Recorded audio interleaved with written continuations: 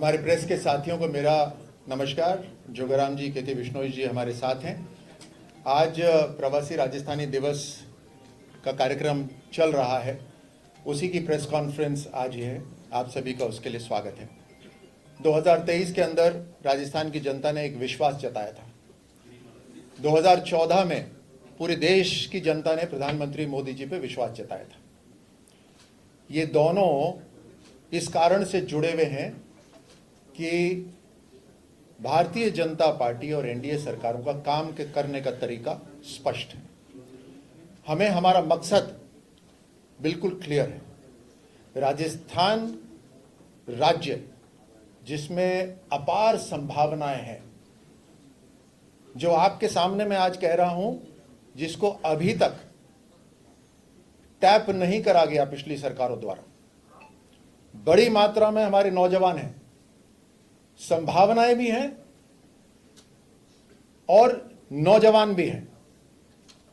अगर मैं आपको सेक्टर्स गिनाऊं तो एक तरफ से petroleum sector, infrastructure sector, logistics sector, education और skill sector, hospitality sector, tourism sector, manufacturing sector, हर तरह से मिनरल्स, हर तरह से इतनी संभावनाएं हैं जितनी किसी दूसरे राज्य में नहीं है। इसलिए जरूरी है, मैं चाहूंगा ये राधे राधे ये मोबाइल थोड़ा सा, इसलिए अत्यंत जरूरी है कि लोगों ने जो जिम्मेदारियां दी हैं उसके ऊपर तुरंत हम काम करना शुरू करें। केंद्र सरकार में प्रधानमंत्री मोदी जी ने विजन सेट कर दिया है। पूरी तरह से केंद्र सरकार की मदद है। हमने पहले ही वर्ष में rising Rajasthan global investment summit करा। उसके साथ साथ हमने कई सारी नीतियां नई बनाई, ऐसी नीतियां जो पहले थी ही नहीं। उदाहरण के तौर पर राजस्थान से एक्सपोर्ट बड़ी मात्रा में होता है, लेकिन आपको ताज्जुब होगा, एक्सपोर्ट पॉलिसी नहीं थी। यानी क्या मतलब हुआ? चेहरा दिखाओ, मैं कानून बताऊंगा। ऐसा नहीं होता लोकतंत्र में। स्पष्ट नीतियां होती हैं। इसीलिए हमने एक्सपोर्ट पॉलिसी की नीति बनाई। डेटा सेंटर पॉलिसी, आधुनिक युग सामने आ गया है। टेक्सटाइल है लेकिन टेक्सटाइल पॉलिसी नहीं है, टेक्सटाइल पॉलिसी बनाई। इंडस्ट्रियल, इतनी बड़ी जमीनें राजस्थान के अंदर हैं कि केवल सरकार की ही इंडस्ट्री पार्क क्यों हो। आजकल जमाना मुकाबले का है, कंपटीशन का है, तो प्राइवेट इंडस्ट्रियल पार्क्स भी होने चाहिए। तो प्राइवेट इंडस्ट्रियल पार्क्स पॉलिसी बनाई। जीसीसी, ग्लोबल कैपेसिटी सेंटर्स की पॉलिसी बनाई। अनेकों पॉलिसीज हमने बनाई, स्पष्टता लेकर आए। उसी के साथ साथ बॉटलनेक कहां पर होता है, कहां पे रुकावटें आती हैं? जमीन देने में रुकावट आती है, रेवेन्यू की। हर सरकार के अंदर आप देखेंगे कि रेवेन्यू में जाकर मामला फंस जाता है, इन्वायरमेंटल क्लियरेंसेस में रास्ता फंस जाता है। हमने राजस्थान के अंदर पिछले 24 महीने के अंदर ही 877 ऐसी इंडस्ट्रीज घोषित कर दी जिनको इन्वायरमेंट क्लियरेंस लेने की जरूरत ही नहीं है। हमने करीब 45 पुराने कानून जिनका औचित्य नहीं था लेकिन रखे हुए थे, उनको रद्द कर दिया। हमने पिछले 24 महीने के अंदर 47 नए इंडस्ट्रियल पार्क्स तैयार कर दिए। हमने 2000 इंडस्ट्रियल प्लॉट्स तैयार करके आवंटन कर दिया। पिछले कुछ महीनों के अंदर आपको ताज्जुब होगा, हमारी स्पीड ऑफ फंक्शनिंग में, स्पीड ऑफ एग्जीक्यूशन, हर छठे दिन एक जमीन का आवंटन हो रहा है। यह स्पीड है काम करने की। अब उसका मतलब यह नहीं कि अभी जमीन आवंटन हुआ है तो अभी रोजगार शुरू हो। आपको भी मैं अगर जमीन दूं, बोलो घर बनाओ, तो कम से कम 2 साल लग जाएंगे आपको घर बनाने में। लेकिन प्रक्रिया शुरू हो गई है। इंतजार नहीं कर रहे, फाइल अटका के नहीं रख रहे। तेज काम हो रहा है, ट्रांसपेरेंट काम हो रहा है, ऑनलाइन काम हो रहा है। एमएसएमई यानी लघु उद्योगों के अंदर हमने गारंटीड कर दिया कि आपको इतने समय में अनुमति मिलेगी ही मिलेगी। ऐसे अनेकों हमने नवविचार करे, इनोवेशंस करे। दूसरे राज्यों के मुकाबले हमने अपनी नीतियां और बेहतर बनाई। 35 लाख करोड़ के जो एमओयूज आए निश्चित रूप से दूसरे राज्यों से ज्यादा थे और ज्यादा होने चाहिए। जब मैंने शुरू में आपको कहा कि राजस्थान के अंदर ऐसी अपार संभावनाएं थी और हैं जिन्हें किसी ने टैप नहीं करा। हम ज्योग्राफिक भूगोलिक रूप में बहुत शानदार जगह पर हम बैठे हुए हैं। मिनरल्स, अपार संभावनाएं मिनरल्स के अंदर, ऊपर से सूर्यदेव की कृपा। आजकल क्लाइमेट चेंज के ऊपर इतना दबाव है अंतरराष्ट्रीय कि आपकी मार्केट में आपकी वस्तु बेची नहीं जा सकती जब तक आप अपना कार्बन फुटप्रिंट कम नहीं करेंगे। कार्बन फुटप्रिंट देश के अंदर केवल राजस्थान और गुजरात में हो सकता है सबसे ज्यादा। ये सारी संभावना है।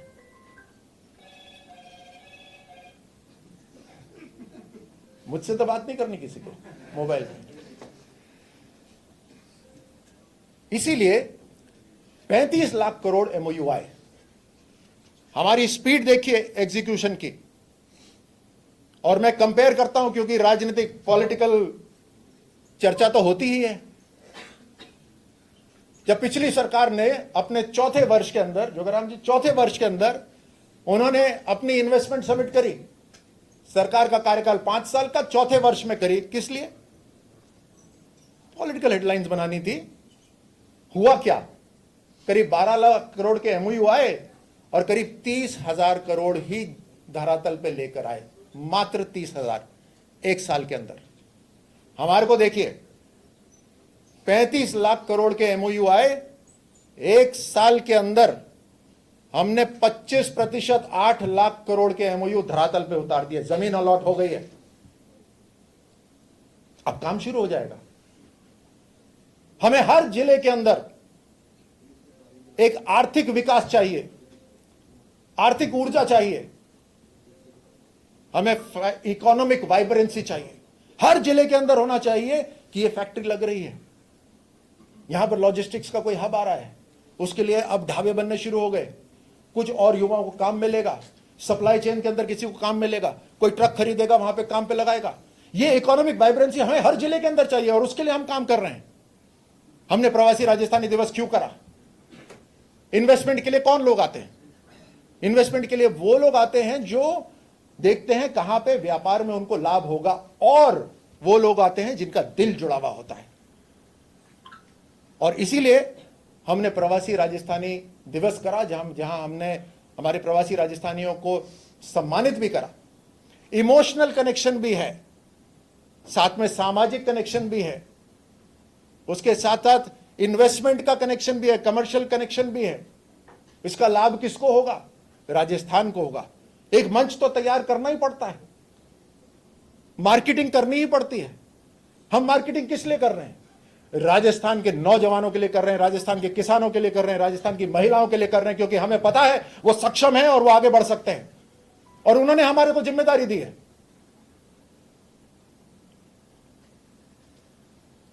आज 1 लाख करोड़ का और धरातल पे अनाउंसमेंट हुआ। टोटल 8 लाख करोड़ का एमओयू धरातल पे हमने उतारा।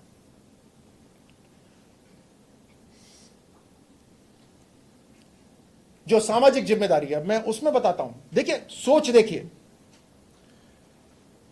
प्रवासी राजस्थानी तो पहले भी स्कूल में, कमरों में, अस्पताल में, कॉलेजेस के अंदर पैसा लगाते थे,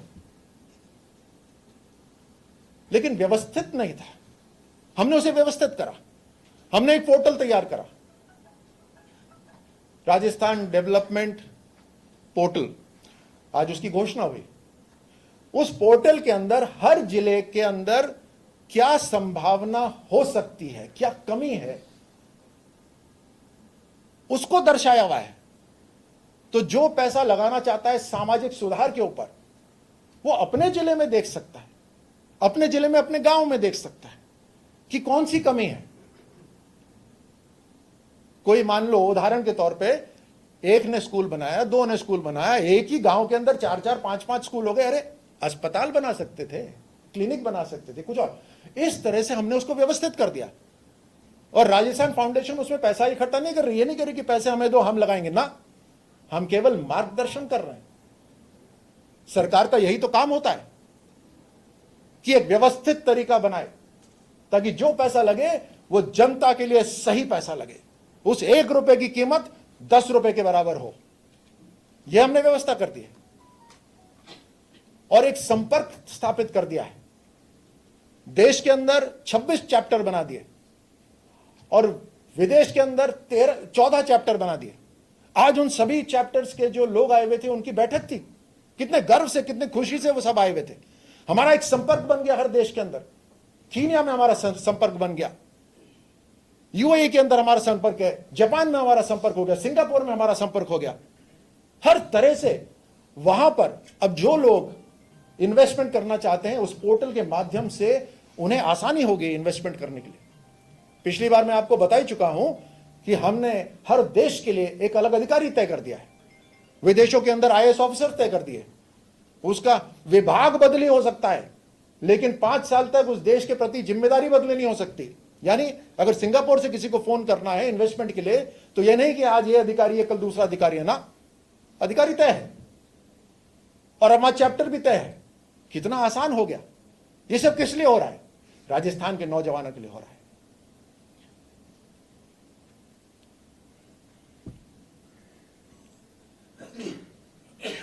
मैं जोगराम जी और के विश्नोई जी भी यहां पर हैं। मैं उनसे आग्रह करूंगा कि अगर कोई बात छूट गई हो तो हाँ, संख्या 6,000 के करीब लोग आज इसमें आए थे और संख्या से ताल्लुक और कुछ विशेष जन भी आए थे। जोगराम जी आपको उसकी इत्तला देंगे। आप सबका भी आज प्रवासी राजस्थान के इस सम्मेलन में हमारे इस मिट्टी के लाल होने के नाते आपका भी स्वागत और अभिनंदन है। हमारे वरिष्ठ साथी ने हमारा जो ये विभाग किस तरह से राजस्थान को विकसित और समृद्ध बनाने में कारगर कार्य कर रहा है, एक निश्चित प्रक्रिया के तहत व्यवस्थित तहत जो कार्य कर रहा है, उसकी पूरी पृष्ठभूमि आपके सामने रखी। And it is surprising for the Rajasthan के पहली बार यशस्वी मुख्यमंत्री जी के नेतृत्व में, आदरणीय उद्योग मंत्री जी के नेतृत्व में राजस्थान इस अमृत काल में समृद्ध और विकसित बनेगा हिंदुस्तान के साथ ही। हमारे जो प्रवासी राजस्थानी है, हमारे भाई बहन जो आज यहाँ आए हैं, उन्होंने चाहे उद्योग हो, चाहे व्यापार हो, चाहे कला हो, चाहे संस्कृति हो, समाज सेवा में बहुत बड़ी सेवाएं देश और विदेश में की और अपना नाम कमाया। आज आपने छोटी फिल्म के माध्यम से देखा था कि हमारे मिट्टी के लाल 17वीं शताब्दी से लगा करके किस तरह से विपरीत से विपरीत परिस्थितियों में देशांतरण को गए, अपनी कड़ी मेहनत की, लगन की, ईमानदारी का परिचय दिया। चाहे देश में चाहे विदेश में अपनी मेहनत से अपना नाम रोशन किया, हिंदुस्तान का नाम रोशन किया, राजस्थान का नाम रोशन किया। पूरी दुनिया में राजस्थानी संस्कृति के अग्रदूत बने। अग्रदूत ही नहीं बने, राजस्थानियों के प्रयास से मातृभूमि का गौरव देश और विदेश में फैला। इन्हीं सभी को ध्यान में रखते हुए विकास और विरासत, जो हमारे यशस्वी मुख्यमंत्री जी और हमारे विश्व के सम्मानीय नेता का मानना है कि विकास के साथ विरासत का संरक्षण भी जरूरी है। और विभिन्न देशों में, विभिन्न प्रदेशों में हमारे देश के, हमारे इस मरुभूमि के, राजस्थान के, राजपूताना के जो लाल गए थे, उनको वापस अपनी ही मिट्टी से, अपनी ही जन्मभूमि से, अपनी ही पुरखों की भूमि से जोड़ने का जो प्रयास है, जिसका परिसर आप सुबह से देख रहे हैं। और उसमें विरासत के साथ विकास कैसा हो सकता है, जैसा हमारे आदरणीय राज्यवर्धन सिंह जी ने आपके सामने बहुत विस्तृत रूप से रखा और किस तरह से विजन है उनका, वो भी आपके सामने रखा। हमारा ये मानना है कि विकास भी जरूरी है, हमारी विरासत का संरक्षण भी जरूरी है। और इसीलिए कहियो का आज उद्बोधन आपने सुना, तब कहा कि मैं अनेक वर्षों के उपरांत राजस्थान आया हूँ। कहीं का मैं जयपुर का हूँ, कहीं जोधपुर का हूँ, सीकर का हूँ। ये इनको आज तक किसी ने अपनी आत्मीयता नहीं दी, अपनी मातृभूमि से नहीं जोड़ा, अपनी मिट्टी से नहीं जोड़ा, उनको गौरवान्वित नहीं किया। जैसा अभी कर्नल साहब ने बताया, उनका जो प्रतिभा थी उसका सम्मान राजस्थान वासियों ने नहीं किया। पूर्व में जो सरकारें रही उनको उतना महत्व नहीं दिया, इसीलिए वो इतने आकर्षित नहीं हुए। और वर्तमान सरकार ने उनका मान किया, सम्मान किया। उनमें जो प्रतिभाएं हैं उसको राजस्थान की मिट्टी से जोड़ने का प्रयास किया। उनको याद दिलाया कि भूमि आपकी है, आपके पुरखों की है। वो जो प्रतिभाएं आपने देश और विदेश में बनाई है, वो ही उस धरती से आप जोड़े। आपने देखा होगा आज वेदांता ग्रुप के संस्थापक श्री अदित्य अग्रवाल का उद्बोधन आपने सुना है। कितनी आत्मीयता से उन्होंने कहा है, गारंटी ली है कि इतने बड़े उद्योगपति हैं। और साथ ही साथ टाटा पावर के सीईओ एमडी परवीन सिन्हा साहब को भी आपने सुना है। जेके सीमेंट के joint managing director Madhav Singhania, Shri cement के चेयरमैन हरिमोहन जी बागुल, वेलसिम्पल लिविंग के CEO managing director Shrimati Deepali Goyal का, और देश और विदेश से अनेक ऐसी प्रतिभाएं जो आई है जिन्होंने अपना नाम रोशन, हमारी मिट्टी का नाम रोशन किया, हमारे देश का नाम रोशन किया, हमारे प्रदेश का नाम रोशन किया है। इतनी बड़ी संख्या में, जैसा कर्नल साहब ने भी बताया, 6000 से अधिक की संख्या में आए। लेकिन मेरे विपक्ष के साथी और विशेषकर मैं निवेदन करूं, कांग्रेस के प्रदेश अध्यक्ष का ये स्टेटमेंट इतना नकारात्मक भाव रखता है कि कुर्सियां खाली है, वहां कोई नहीं। मैं उनसे निवेदन करना चाहता हूं कि कभी शुभ साफ आकर के देखें। यार, ये राजस्थान का सम्मेलन है, किसी राजनीतिक दल का नहीं है। आप आइए, देखिए तो सही, और फिर अपना स्टेटमेंट दीजिए। आप देखिए हमारे भाव क्या है, हमारे उद्योगों का राजस्थान के प्रति लगाव क्या है, हमारी सरकार के प्रति उनका विश्वास कितना बढ़ा है, राजस्थान के विकास में उनकी कितनी धीरे धीरे जागरूकता बढ़ी है, मन में भाव आया है। इसीलिए मैं जो आज स्टेटमेंट दिया उसकी निंदा करते हुए निवेदन करता हूं कि खसाखच भरे हुए इस हॉल में कोई कुर्सियां खाली नहीं, पता नहीं कहां से फोटो बना करके बाहर लोग खड़े हैं। अनेक लोगों ने प्रार्थना की हमको भी अंदर आने की परमिशन मिलनी चाहिए, लेकिन एक निर्धारित स्थान था, मर्यादा के तहत कार्यक्रम था। इतना आलीशान कार्यक्रम और मातृभूमि से जोड़ने का प्रयास, विरासत को संरक्षण करने का प्रयास, विरासत से उनको जोड़ने का प्रयास, हमारे रीति रिवाज, हमारी मान्यताएं, हमारे मर्यादा, हमारा प्रदेश, हमारी संस्कृति, इन सब से पुनः उनको जोड़ने का, उनको याद दिलाने का कार्यक्रम, और विकास के लिए उद्यमिता उनमें है, उद्यमिता से जोड़ने का पूरा सरकार यशस्वी मुख्यमंत्री जी के नेतृत्व में जितना प्रयास करिए उसका परिणाम आपके सामने है कि पूर्ववर्ती सरकारों ने राइजिंग राजस्थान और अन्य किसी नाम से किया होगा, उसका कितना प्रतिशत धरातल पर उतरा। इस सरकार ने अभी आपके सामने बताया 7-8 लाख 9 लाख तक के कार्य धरातल पर उतरे। ऐसी स्थिति में मैं मानता हूं कि ये हाल का जो सम्मेलन है प्रवासी राजस्थान का, और जो हमारे यशस्वी मुख्यमंत्री जी ने हमारी सरकार ने ठीक 1 वर्ष पूर्व इसी स्थान से जो घोषणा की थी उसकी 100% क्रियान्वित पूर्ति, विभाग वालों खोलने की घोषणा की, विभाग वालों खोला, जितनी पॉलिसी लाना, जैसा साहब ने विकास की पॉलिसी लाना वो सारी पॉलिसी लाई। हर 10 दिसंबर को प्रवासी सम्मेलन बुलाया। इन सब के आधार पर मैं ये कह सकता हूँ कि आज का हमारा एक कार्यक्रम ऐतिहासिक रहेगा, ऐतिहासिक है, युगों युगों तक याद रखा जाएगा। मैं पुनः इस सम्मेलन के माध्यम से जो देश प्रदेश से आए हैं उनका भी आभार व्यक्त करता हूं, और सभी से यह आपकी मार्फत विनम्र प्रार्थना भी करता हूं, आइए अपनी मिट्टी जोड़िए, पधारो हमारे देश, ये हमारा पधारो हमारे राजस्थान। और इनके साथ ही हिंदुस्तान जी के सुश्री प्रिया अग्रवाल जी, आनंद समूह के chairman Sushri Anjali Singh ji, Titagarh rail system के vice chairman managing director CEO Umesh Chaudhary व अन्य जन उद्यमी हमारे आए, उन सबका भी मैं स्वागत और अभिनंदन करता हूं। अब मैं माननीय उद्योग राज्य मंत्री आदरणीय के विश्नोई साहब से भी निवेदन करूंगा, वो भी आपसे मुताबिक। सभी मीडिया कर्मियों को बहुत बहुत धन्यवाद। निश्चित रूप से आपका ये कवरेज प्रथम प्रवासी राजस्थानी सम्मेलन को बल भी देगा और दूर तक इसका संदेश भी जाएगा। मुख्यमंत्री जी ने जो ये आज 1 वर्ष संपूर्ण होने पर कार्यक्रम रखा है, दूर दराज देश विदेश सभी जगह पिछले वर्ष वहाँ पर जाकर के पीले चावल देकर के बुलाए गए सभी उद्यमियों ने अपना विश्वास भी जताया। 8 लाख करोड़ का निवेश भी इस धरती पर उतारा। आने वाले समय में जो एक प्रधानमंत्री जी का 2047 का विजन है, सपना है, उसी से मार्गदर्शन लेते हुए हमारे मुख्यमंत्री जी, हमारे उद्योग मंत्री जी ने जो एक दिशा तय करी है, निश्चित रूप से वो युवा, महिला, किसान, गरीब सभी वर्गों का जीवन का परिवर्तन करने का भी काम करेगा।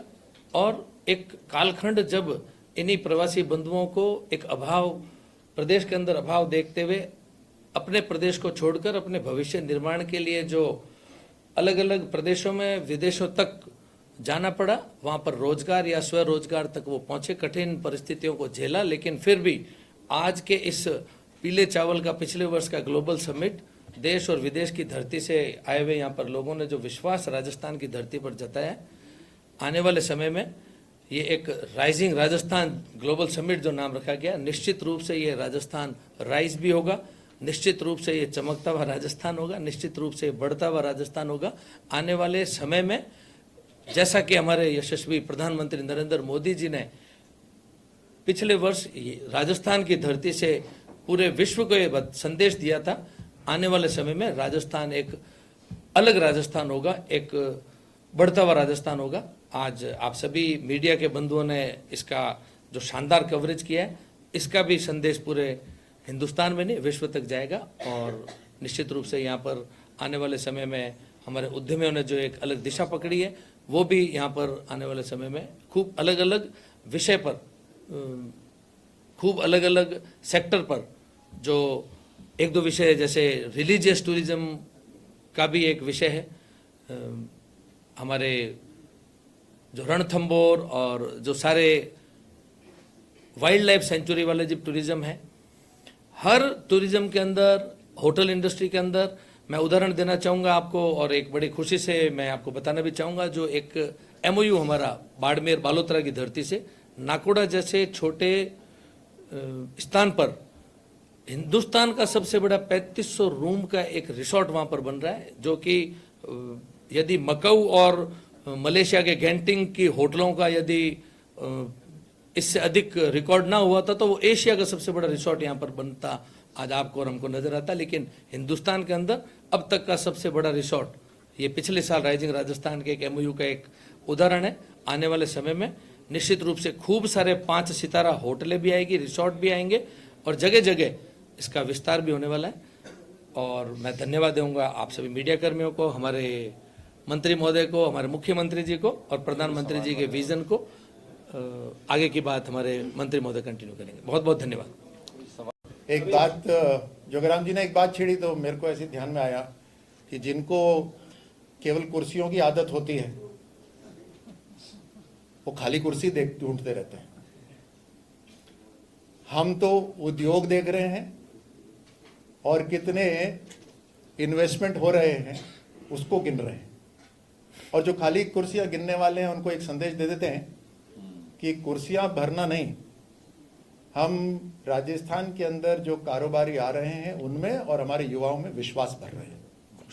योगेश जी, जो प्रवासी है, सिंगल विंडो सिस्टम की बात होती है लगातार, इसको प्रभावी बनाने को लेकर राज्यवर्धन जी को लगातार आपको उनकी डिमांड्स आई होगी, जिससे क्या है कि नीचे ब्यूरोक्रेसी में ना उलझकर सीधे सिंगल विंडो के जरिए निवेश को लेकर एक पूरा मार्ग प्रशस्त हो। इस दिशा में क्या कदम उठाए जाए? बहुत अच्छा प्रश्न है, और निश्चित रूप से राजस्थान के अंदर अगर तेज गति से हमें इन्वेस्टमेंट लाने हैं तो उसमें होल ऑफ द गवर्नमेंट, हर विभाग का उसमें सहयोग चाहिए, और इसीलिए सिंगल विंडो क्लियरेंस प्रभावी हो इसके ऊपर हमने काम करके उसको हमने IT डैशबोर्ड के ऊपर हम लेकर आए हैं, एक आईटी इंफॉर्मेशन टेक्नोलॉजी के ढांचे पर उसको लेकर आए हैं, जहां पर जब इन्वेस्टमेंट आता है तो सबसे पहले वो उद्योग विभाग में आता है, उसके बाद जिस विभाग से उसका ताल्लुक होता है उस विभाग में ऑनलाइन भेजा जाता है और उसकी ट्रैकिंग विभाग भी कर सकता है और जिसने एमओयू करा है वो भी कर सकते हैं। उस विभाग से फिर क्लियरेंसेस आती हैं, साथ में वो जहां से एग्जम्पशंस क्लियरेंसेस चाहिए उनके पास भी एक साथ वहां पे जाता है। तो राज निवेश जो वन स्टेप क्लियरेंस है, वन स्टॉप पोर्टल है, उसको हमने एक्टिवेट करा है और उसी के कारण से जो तेज गति से इन्वेस्टमेंट हो रहा है वो प्रभावी इसीलिए बना है क्योंकि सिंगल विंडो क्लियरेंस राज निवेश काम कर रहा है। जी राजस्थान से बाबूलाल जी। मंत्री जी, कितना आप इसको आयोजन को सफल मानते हैं? पूरे देश और दुनिया से इतने विदेशी प्रवासी आए हैं और देश के भी कोने कोने से चैप्टर्स के आप के अध्यक्ष आए हैं और नए चैप्टर्स की घोषणा भी आपने कर दी है। तो अब अगले एक साल बाद में जब ये आयोजन होगा तो आप ये जो नई शुरुआत आज की गई है इसको आप कितना सफल होता मानते हैं? बाबूलाल जी, हमारी लगातार कोशिश है कि हम राजस्थान के अंदर एक इन्वेस्टमेंट फ्रेंडली माहौल बनाएं, ईज ऑफ बिजनेस को वाकई में धरातल पे उतारें और साथ साथ इकोनॉमी ऑफ बिजनेस, व्यापार करना सरल भी हो और सस्ता भी हो। सस्ता क्यों हो? ताकि व्यापार दूसरे राज्यों में या दूसरे देशों में न जाकर राजस्थान में आए।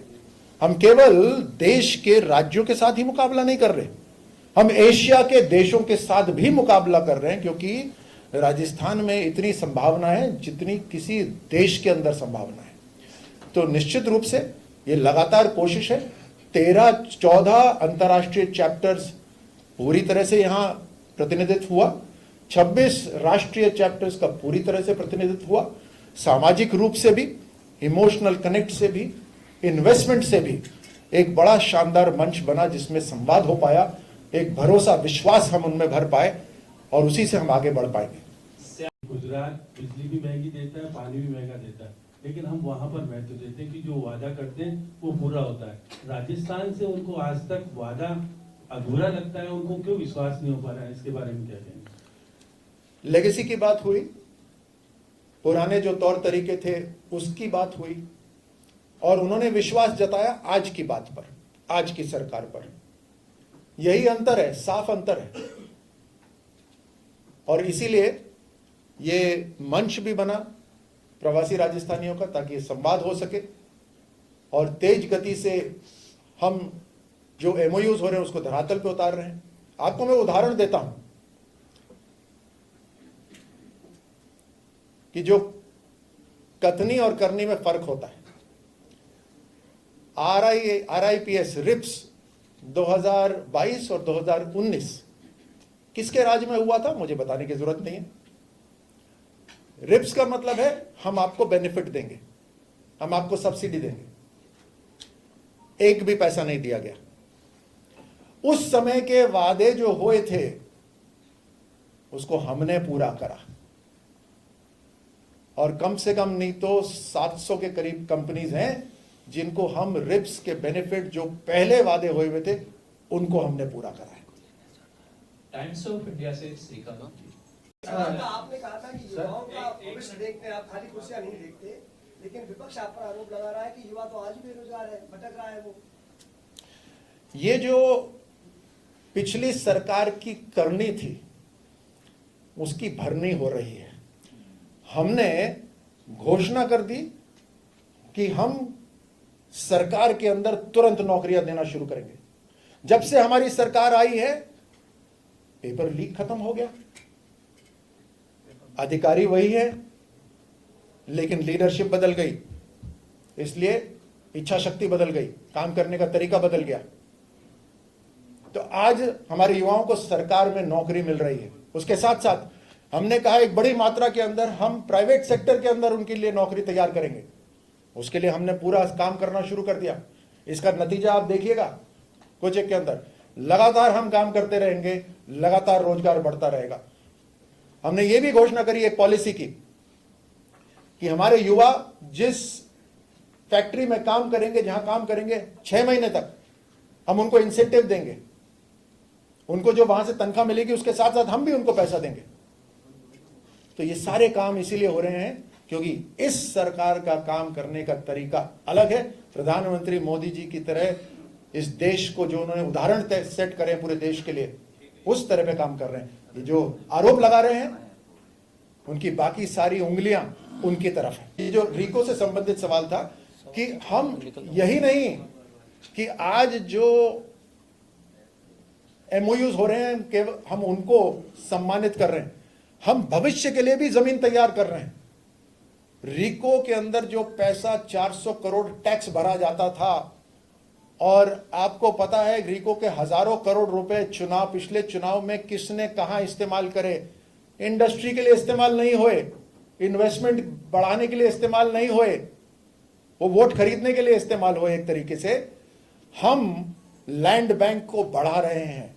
आज रीको रेवेन्यू से जमीन खरीद रहा है ताकि भविष्य के अंदर आने वाली पीढ़ी के लिए इंडस्ट्रियल प्लॉट्स की, इंडस्ट्रियल पार्क्स की कोई कमी नहीं रही। आज 8 प्रवासियों को अवार्ड्स दिए गए हैं। इनमें से काफी मैं भी 4-5 जो प्रवासी से वो आए नहीं है। ये क्या इंडिगो की फ्लाइट की प्रॉब्लम के कारण है या anything else is there sir? अब ये तो हमने चेक नहीं करा कि क्या कारण रहा, लेकिन कोशिश रही उन लोगों की आने की। हम चाहते थे एक स्तर बना के रखें। प्रवासी राजस्थान सम्मान अवार्ड का एक स्तर होना चाहिए ताकि लोगों को ये जब मिले तो वाकई में उनका सम्मान हो। और उसी कारण से हमने सीमित मात्रा में संख्या रखी जिन्हें हम सम्मानित कर रहे हैं। और उसके अंदर उन्होंने जो राजस्थान के लिए काम करा है, इन्वेस्टमेंट जो करे हैं या CSR में काम करा है, उसको ध्यान में रखते हुए हमने उन्हें ये अवार्ड दिया है। व्यक्तिगत कारण हो सकता है, पारिवारिक कारण हो सकता है फ्लाइट डिलेज हो, उसको हमने। एक अंतिम सवाल हो रहा है इनका, नमिता जी का एक मंत्री एक सवाल आपका इनके बाद ले लेंगे। राजस्थान में पानी का संकट सबसे बड़ा संकट है, इसको कैसे देखेंगे? पानी के ऊपर बहुत काम हो रहा है। अभी केंद्र सरकार और राज्य सरकार दोनों ने मिलकर ERCP का काम इतने बड़े रूप में शुरू कर दिया है। 24 घंटे में 3 शिफ्ट में काम हो रहा है वहां पर चंबल के ऊपर, रुक नहीं रहा काम। उसके साथ साथ ईसरदा बांध से लेकर रामगढ़ बांध तक का भी काम शुरू हो गया है, होने वाला है। तो ये सारा एक प्लान्ड तरीके से काम हो रहा है ताकि पानी की समस्या नहीं रहे। उसमें रिचार्ज बोरवेल की भी हमने बात करी, किस तरह से प्रवासी राजस्थानियों ने सूरत से आकर पूरे राजस्थान के अंदर 4 लाख रिचार्ज बोरवेल तैयार करे, जिसमें से 13,500 तो बड़े बोरवेल हैं। उसमें सरकार का एक भी पैसा नहीं लगा, लेकिन प्रवासी राजस्थानियों की भावना थी, उस कारण से वो इन्वेस्टमेंट हुआ। तो हर तरह से काम हो रहा है। हरियाणा से भी जो पानी लेना है उसके ऊपर भी काम हो रहा है। ये काम पिछले 5 साल में होना था, लेकिन उन्हें राजनीति से फुर्सत नहीं थी। धन्यवाद बहुत बहुत आप सभी का।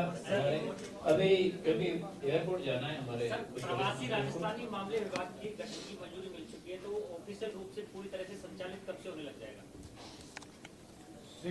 शीघ्रता से जैसे ही होगा मंडलेश्वर तुम्हें बताया जाएगा। आप सभी का बहुत बहुत धन्यवाद। हमारे यशस्वी मुख्यमंत्री श्री भजनलाल जी शर्मा के नेतृत्व में जो मंत्रिमंडल और ये आज कार्यक्रम हो रहा है, इसमें आप सभी आए, इसी के लिए मैं आपका